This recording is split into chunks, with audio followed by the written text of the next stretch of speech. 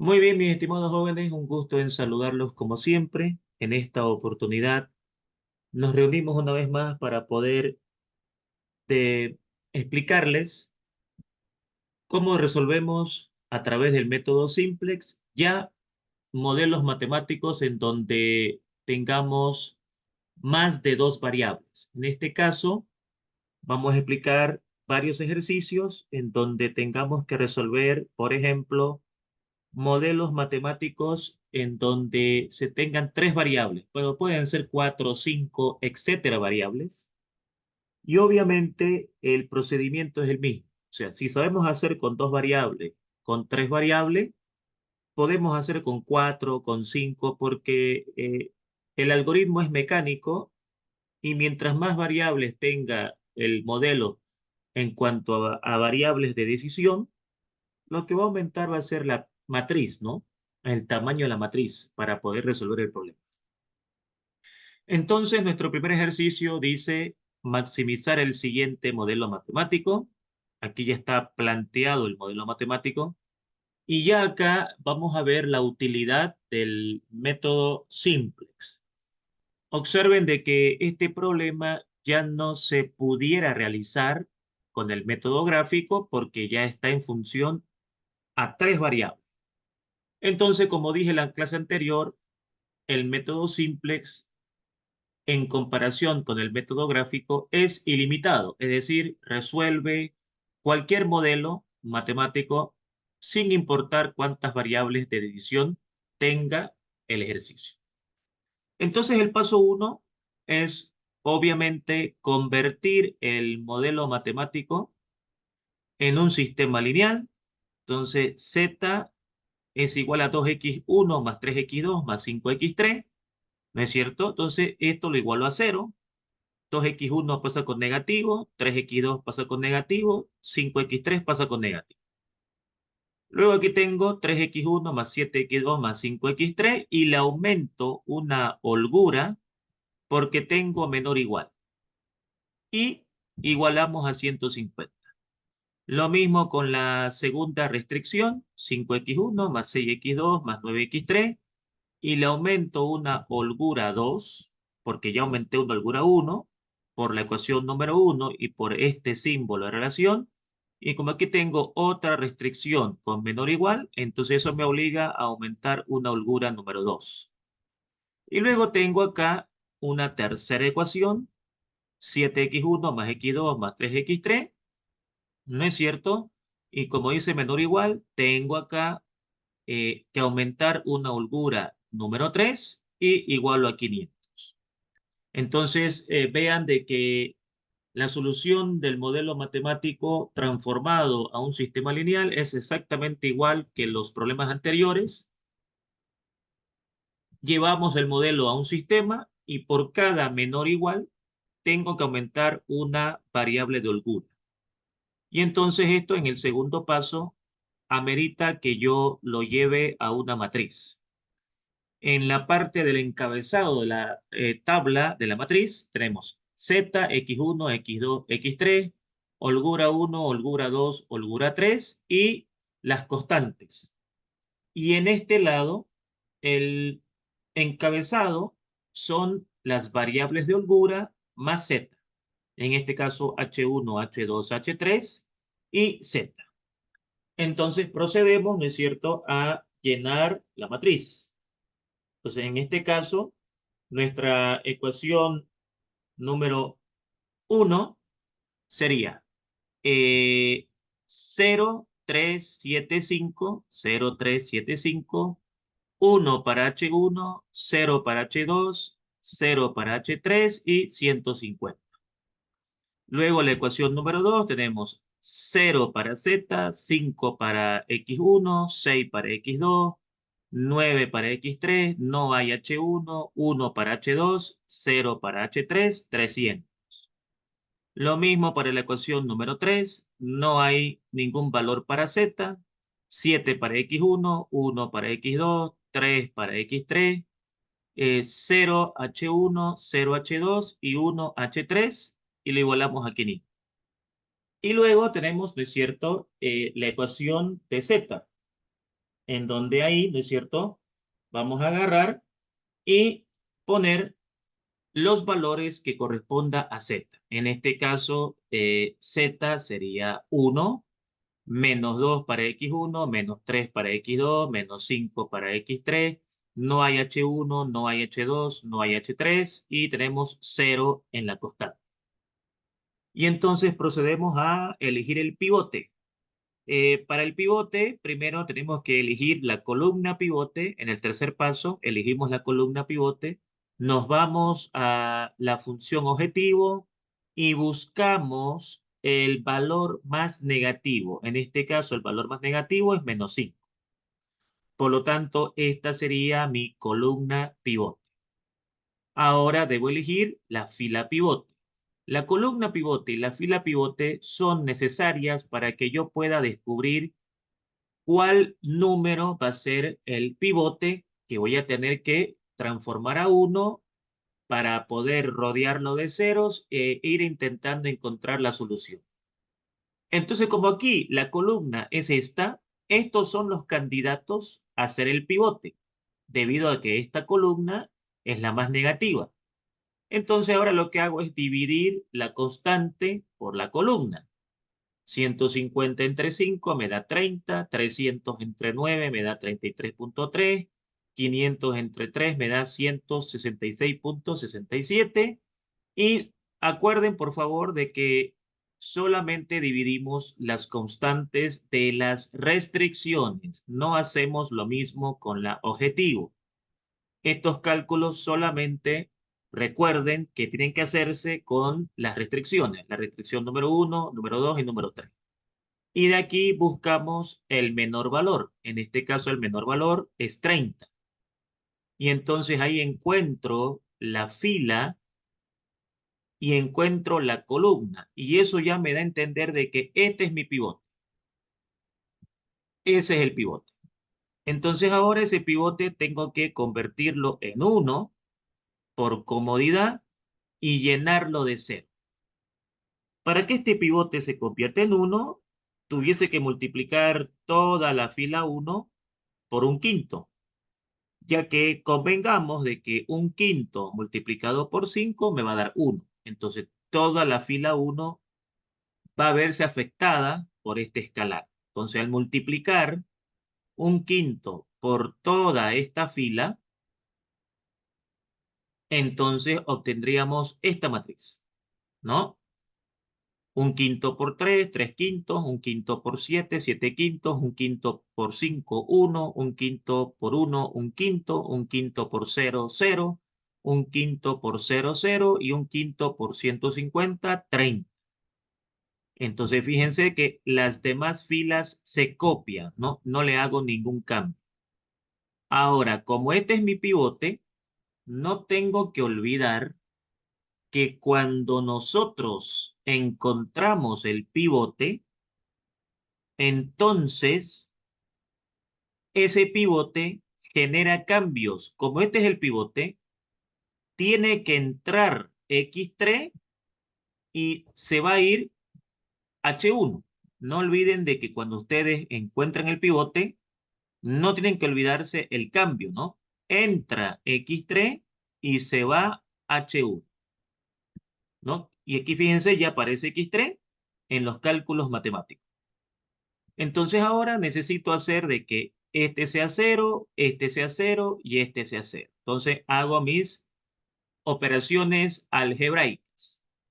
Como este está en la fila 2, va a cambiar la fila 2. Como este elemento está en la fila 3, va a cambiar la fila 3. Como este elemento está en la fila 4, va a cambiar la fila 4.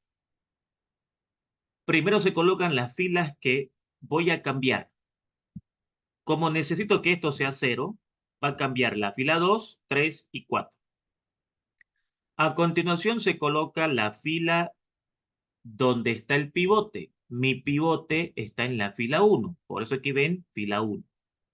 Y como comienzo, debo terminar mi operación. Comienzo con fila 3, termino con fila 3, comienzo con fila 4, termino con fila 4. Y acá se colocan estos mismos números que están con rojo, pero con signo cambiado. Más 9, menos 9, más 3, menos 3, menos 5, más 5. Y entonces procedo a hacer esta operación recordando lo siguiente. Hago este cálculo y ese resultado lo pongo en la fila 2. Hago este cálculo y ese resultado lo pongo en la fila 3. Hago este cálculo y ese resultado lo pongo en la fila 4. Y entonces ahí está nuestra nueva matriz.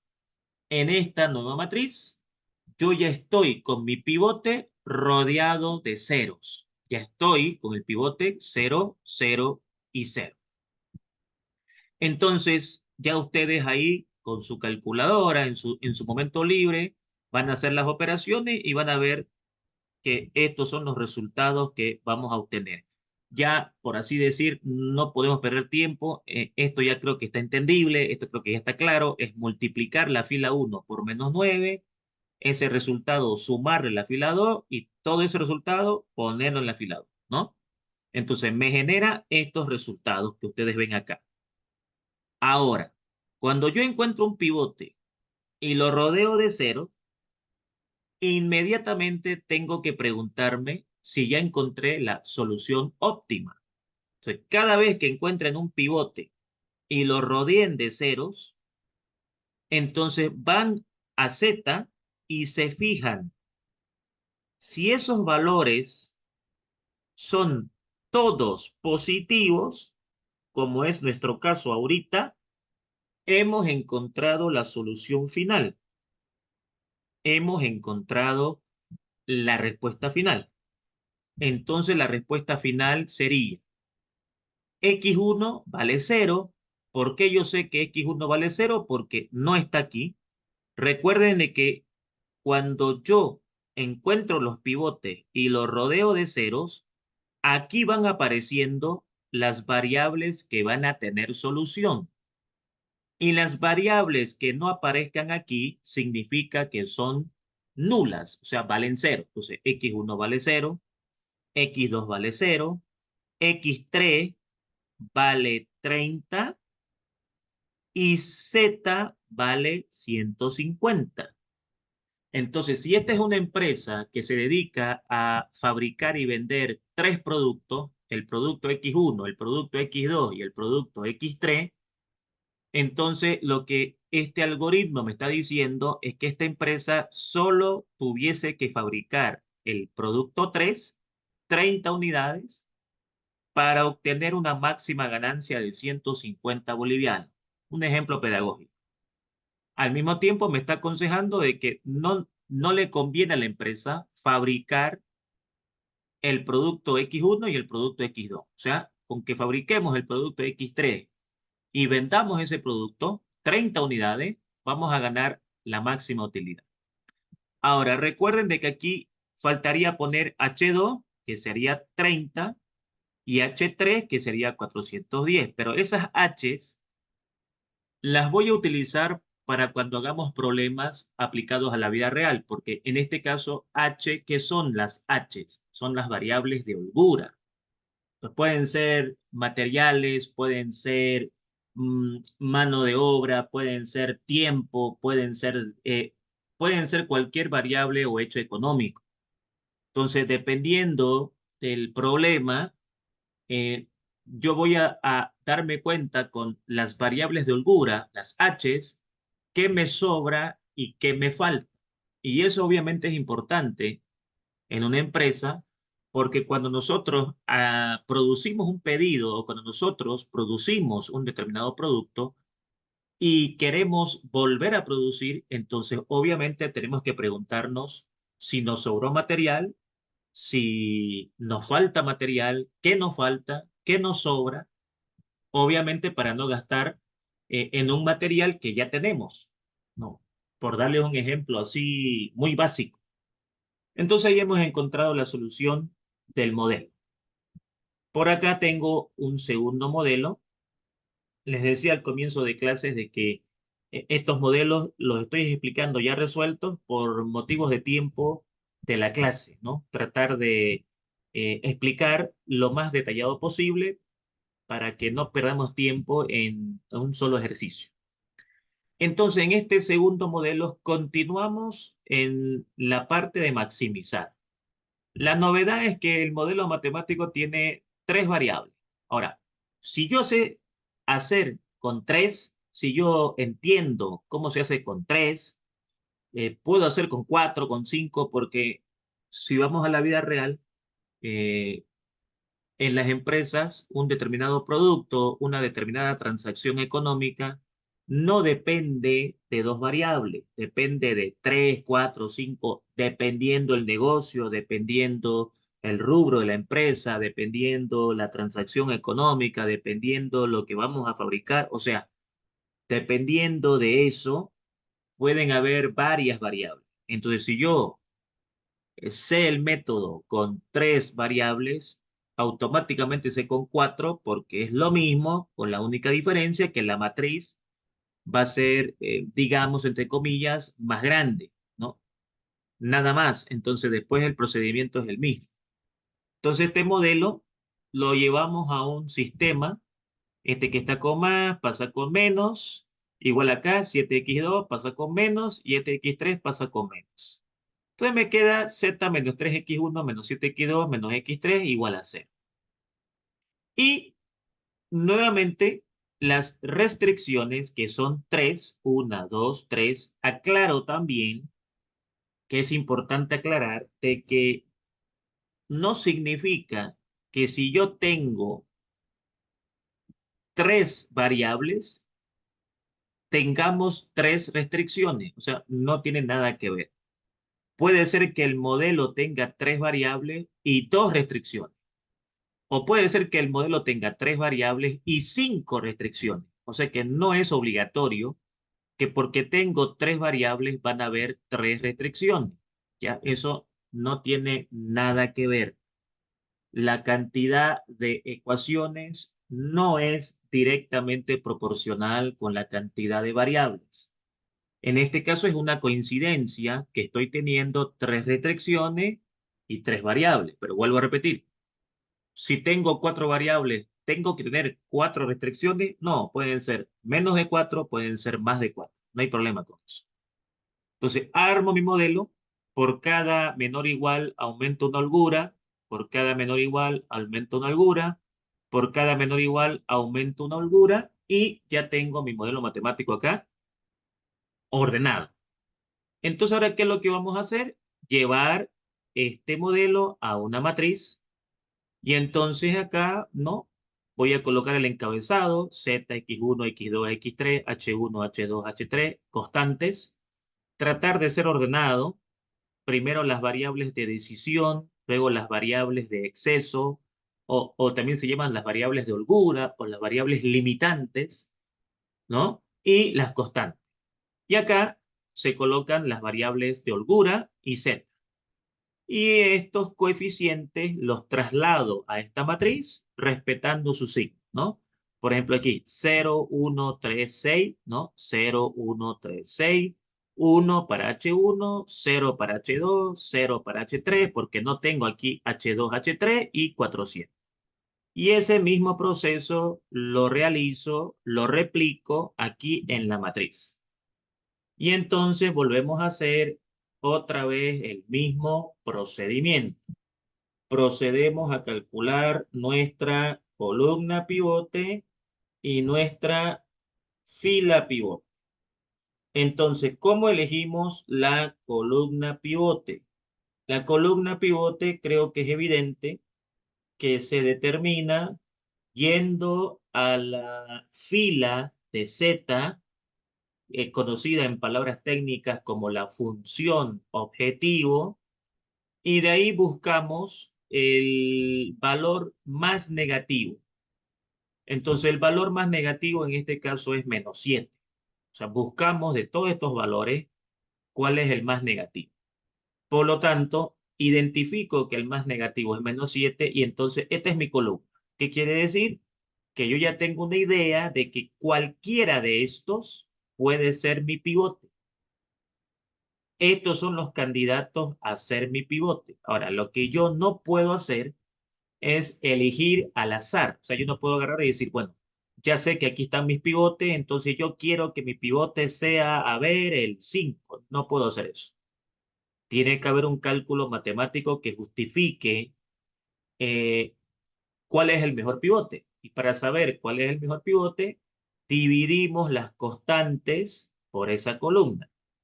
400 entre 3, 133.3, 650 entre 5, 130, 900 entre 7, 128.5. Con estos resultados busco el menor y entonces ya tengo, mediante un cálculo matemático, científico, un algoritmo, que esta es la fila más adecuada para encontrar la solución. Entonces, este es mi pivote. Ese es mi pivote, ¿ya? Por lo tanto, no tengo que olvidarme que cuando encuentro mi pivote, algo de aquí se va a ir y algo de acá va a entrar. Entonces, como el pivote está aquí, va a entrar X2 y se va a ir H3. Vean de que aquí ya está X2 y no hay H3. ¿Esto qué significa? Que en la solución final va a estar por en cuanto, digo por en cuanto porque puedo encontrar otro pivote, no sé cuántos pivotes voy a encontrar aquí, vamos a ver, pero por en cuanto H1, H2 y X2 estarían en la solución final, por en cuanto. Al no estar H3, significa que H3 me va a faltar. Entonces, ¿qué es H3? Digamos que H3 sea madera. Entonces ya estoy sabiendo de que me va a faltar madera. Voy a tener que pedir madera, tendré que solicitar madera. ¿Cuántos kilos? Ya depende, digamos, de eso, ya de cuánto se utilice en el proceso de producción, etcétera, etcétera. ¿No? Pero les doy un ejemplo, vuelvo a repetir, pedagógico para que me entiendan qué significa. Entonces acá, ¿no? Este pivote lo tengo que convertir a 1 para que sea más cómodo el cálculo. Entonces, toda esta fila la voy a multiplicar por un séptimo, ¿no? Aviso, la fila 3, 1, 2, 3, la voy a multiplicar por un séptimo y ese resultado lo voy a poner en la fila 3. Entonces, si yo multiplico esto y todo lo demás por un séptimo, voy a tener la nueva fila 3. Esa es la nueva fila 3. Y fíjense que ya está apareciendo el 1. Ahora, con ese 1 voy a buscar de que los demás elementos de esa columna sean 0. Entonces digo, este tiene que ser 0, va a cambiar la fila 1. Este tiene que ser 0, va a cambiar la fila 2. Este tiene que ser 0, va a cambiar la fila 4. ¿Quién me va a ayudar? La fila 3, porque ahí está mi pivote. Como comienzo la operación, termino la operación. Como pueden notar, que está pasando en las 3 operaciones. Y si es más 3, menos 3. Si es más 5, menos 5. Si es menos 7, más 7. Entonces, hacen esas operaciones con su calculadora y les va a dar esta nueva matriz. Esta matriz que ven acá, ¿no? Que es el resultado de hacer esta operación y esa operación. En el momento que su pivote está rodeado de ceros, viene la pregunta importante, viene la pregunta clave. Hemos encontrado la óptima solución. Entonces, para responder esa pregunta, me vengo para acá y digo, sí, hemos encontrado la óptima solución. ¿Por qué? Porque todos los valores de la función objetivo son positivos. Entonces ya encontré la respuesta al ejercicio. Lo que me queda ahora es solamente brindar un informe final, en donde lo doy con esto de acá. Entonces digo, X1 aquí no hay, vale 0. X2 está acá, vale 900 séptimo. X3 aquí no hay, vale 0. Y Z está acá, vale 900. Esa sería la solución. Ahora, H1 va a valer 100 séptimos y H2 va a valer 50 séptimos. Al estar aquí las H's 1 y 2, significa que esas H's 1 y 2 me están sobrando. Si son materiales, me están sobrando. Y al no estar H3, me está faltando. Entonces yo tuviese que, de acuerdo a lo que me sobra y a lo que me falta, realizar el nuevo pedido para efectuar la siguiente ronda de producción.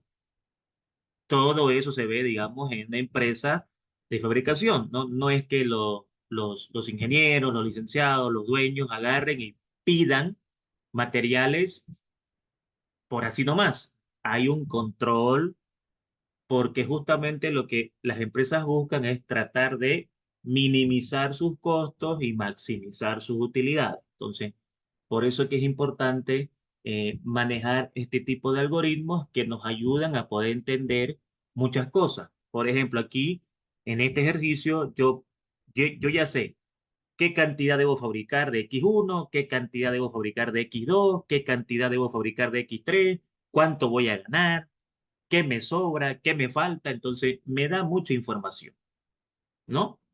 Y entonces, en este tercer ejercicio, ya podemos ver un problema aplicado, donde ya voy a tener que modelar el ejercicio, ¿no? Para poder encontrar la solución. Y aquí ya entramos a lo que va a pasar en esta evaluación del método Simplex.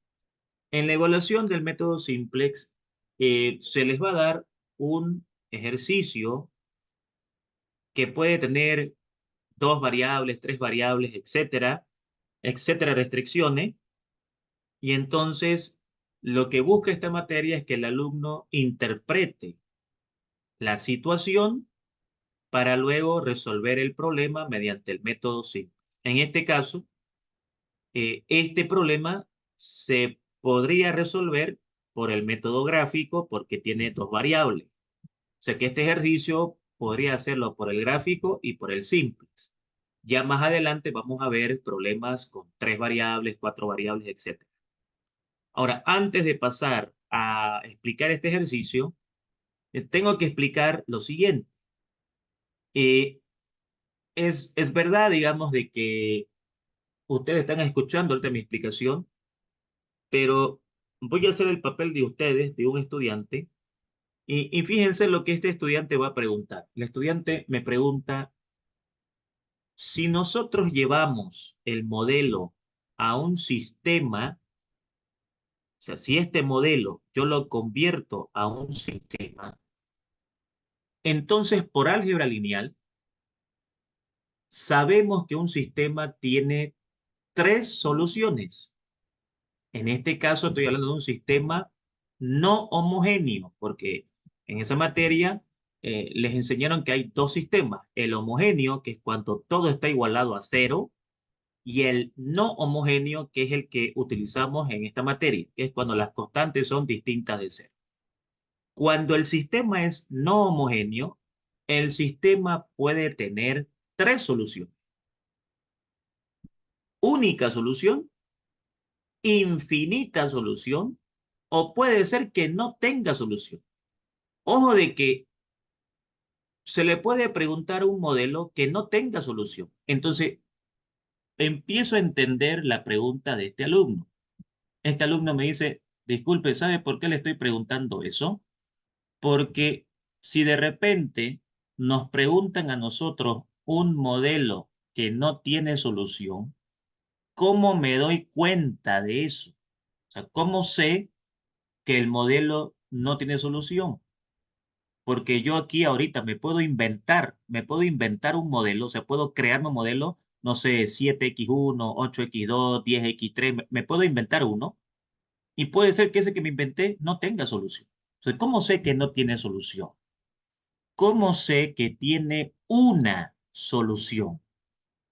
¿Y cómo sé si tiene varias soluciones? Porque es común en la vida real, en las empresas, que generalmente, no siempre, tengamos modelos con una solución o con varias soluciones. O sea, es como que el gerente me pregunte, ¿esta es la única alternativa o hay otra alternativa? Y hay otra alternativa. Ah, belleza. Entonces, ¿cómo sabemos eso? Bueno, los problemas que hemos hecho hasta ahorita solo tienen una solución. Una. ¿Cómo sabemos que eso va a pasar?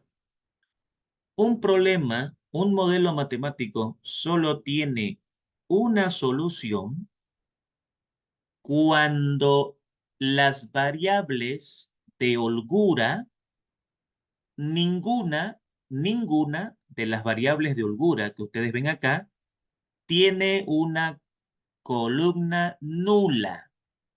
Si durante el desarrollo del ejercicio yo veo de que una de estas tres aparece nula, 0, 0, 0, 0, entonces eso quiere decir que o tiene varias soluciones o no tiene. A eso hay que acompañar una teoría más. Pero en este caso, ¿por qué yo sé que tiene una? Porque no se anularon, no son nulas. Acá hay un uno y acá son diferentes de cero. O sea, ninguna de estas variables se anuló. Es por eso que yo sé de que solo hay una solución. Una. Igual acá, aquí. Vean de que aquí tengo H3, acá hay un uno, no se anuló. H2, acá hay un uno, no se anuló. Y H1, todos son diferentes de cero. Entonces tiene una solución. ¿Por qué es importante determinar si el modelo tiene una, varias o ninguna? Porque eh, supongamos que a ustedes le pregunten un ejercicio que tenga varias y usted solo calcula una. Entonces el tipo que le preguntó le va a poner mal. Entonces, ¿por qué me pone mal? Bueno, porque le pregunté un modelo que tiene varias, ya para un ratito. Usted no nos enseñó cuándo tiene varias. Ahí va mi ejemplo. O sea, si nos hubiera dicho esto va a pasar para que tenga varias, entonces nos hubiéramos dado cuenta, digamos, que tiene varias. Entonces yo no puedo decir, ojo, de que puede ser varias, puede ser una o ninguna, y solamente dejarlo ahí. O sea, si lo menciono y no lo explico, entonces entramos en un problema porque ahí usted puede decir, pero es que no vimos, digamos, cuando tenía varias y no vimos cuando no tenía y pensamos de que era una la solución. Entonces, ya estoy aclarando de que el modelo tiene una solución cuando las variables de holgura no se anulan. Anular significa que sea completamente cero, ¿ya? Completamente cero. Entonces, eh, esa explicación es importante, ¿ya? Para que cuando entremos a nuestra segunda sección, vamos a entrar a una segunda sección luego de un descanso de 5 minutos, por favor. Volveremos al mismo link para una segunda sección en donde ya les voy a explicar ese problema ya teniendo que modelar el ejercicio, ¿no? Y nos quedaría explicar cuándo hay infinita solución, cuándo hay ninguna solución, el caso de minimización, ¿no? Y en qué caso se aplica o se aumenta otras variables, porque hay dos variables importantes, la variable h, holgura, y la variable de artificial. Entonces, ¿en qué momento vamos a aplicar la variable artificial? Entonces, eso es lo que nos queda para decir que hemos completado, digamos, este capítulo, ¿no? Entonces, como el tiempo ahorita es muy corto para entrar al siguiente ejercicio, voy a cortar la clase, por favor. Les pido 5 minutos para volver al mismo link, ¿ya? Y podamos explicar lo que viene a continuación. Como siempre, agradecerles por su valiosa atención Los espero, por favor, en 5 minutos, nuevamente en el link para explicar lo siguiente que vamos a hacer. ¿Ya? Muchas gracias. Los espero entonces, mis estimados jóvenes, en la segunda sección.